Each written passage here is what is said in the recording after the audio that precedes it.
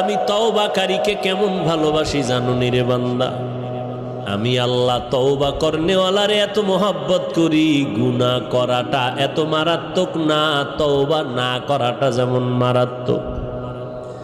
আমি আল্লাহ পাক তওবার দরজা খুলে ডাকতে থাকি, ও বান্দা কি পরিমাণ গুনাহ করছো, আয় ক্ষমা চা, পাহাড় পরিমাণ এখনই মাফ করে দিব।